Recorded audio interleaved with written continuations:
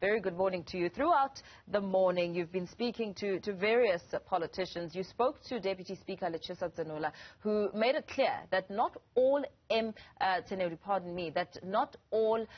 MPs will be present when the State of the Nation address is delivered. You're absolutely right, Mpo. And part of the reason why I had to ask that question is so that when we see disruptions tonight, it mustn't come across as though we did not pose these questions. And in fact, we are yet again in a fortunate position, Mpo, because the background to that question, that line of questioning to the Deputy Speaker Letshisa Tsenula, was on the back of a statement that was issued by the National Assembly on what they viewed as a possible derailment of this State of the Nation address by the economic freedom fighters, who had indicated that they will go to court to try and stop it. So the person I have with me now is actually going to explain to us, because he is right up there as one of the officials that receive this communique, and he will expand to us as to exactly why it is that they were almost confronted with a situation where the SONA could possibly have been interdicted. Advocate Modibedi Phindela is the Secretary of the National Council of Provinces. Advocate, thank you very much for making the time to talk to us here. Explain to us first, when that communique from the EFF, a party, third biggest party in Parliament, came to you, what were the reasons why they said they were going to court? Thank you very much, Xoli, and thank you, and good morning to the viewers at home. You remember that before, the two houses have been operating either virtually or in a hybrid system. Virtually in the sense that you would have a sitting where members are scattered all over, and they join the sitting through a platform, either a Zoom or MS Teams. Or hybrid in the sense that you would have a limited number of members in the House and others joining the House virtually. So the argument that then came about was that because now we are at level 1, why don't we have all members back to Parliament? Yeah. And that came on the backdrop of the burning down of the National Assembly chamber, where the State of the Nation address normally took place.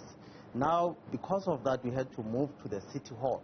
So when we moved to the City Hall, when we came to inspect it, we were informed it can take about 900 or so members. Yeah.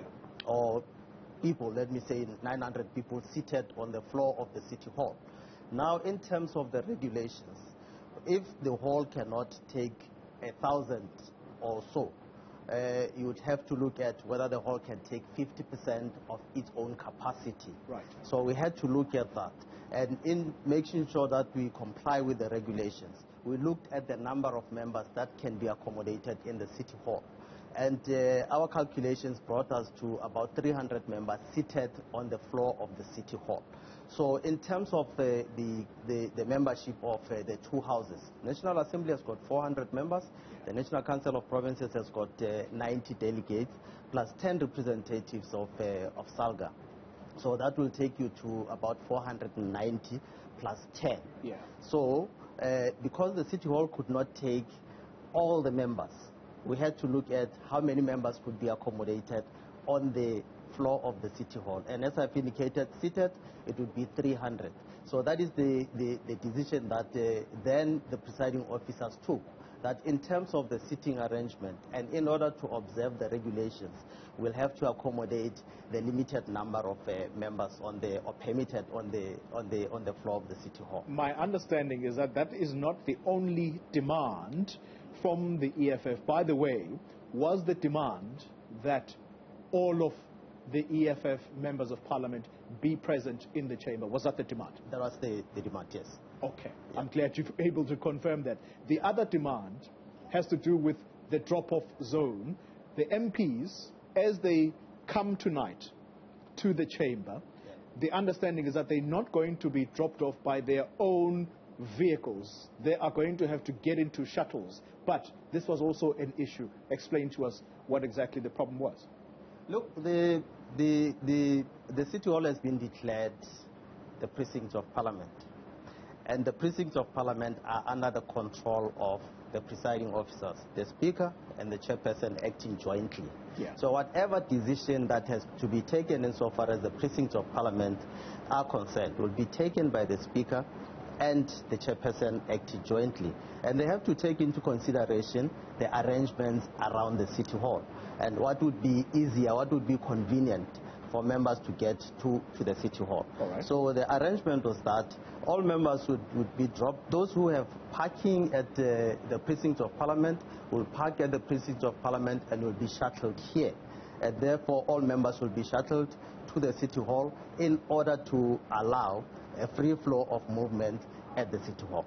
And so as a result, where the President was dropped off just moments earlier, those visuals, hopefully we have them and we can show the viewers, where the President got out of the car, that is where he and the number of dignitaries that will be dropped off, that will be the drop-off zone. Is the complaint that everybody else should be dropped off there, and therefore there shouldn't be a different treatment of the President and his deputy and the few invited guests? Fortunately, you have been part of the State of the Nation address, and you know that the drop-off zones are always different. Yeah. You know, when you were using the National Assembly chamber, for instance, the Chief Justice would be dropped off, the President would be dropped off, the Deputy President would be dropped off in front of the National Assembly. Yeah. And that arrangement continues. So really nothing has changed insofar as the drop-off zone is concerned. All right. It is going to be a joint sitting. That means it's the National Assembly members as we know them, and then members of the National Council of Provinces. It's a joint sitting. What do the rules allow and not allow on the occasion of the State of the Nation address? Because we have seen in the past someone raising an objection to say, this man cannot address us because he has done 1, 2, 3, and you end up with people being kicked out. What are the rules? Insofar as and I'm happy that you're not saying Parliament and the National Council of Provinces. You're saying the National Assembly and the National Council of Provinces. They constitute Parliament. Yeah. Because in most instances we hear National Assembly alone being referred to as Parliament. But National Assembly is National Assembly, National Council of Provinces is National Council of Provinces. Combined, they are Parliament. So, in the ordinary course of events, if the National Assembly is sitting on its own, it has got its own rules that are applicable to the National Assembly. If the National Council of Provinces is sitting on its own, it has got its own rules that are applicable to the processes and proceedings of the National Council of Provinces alone.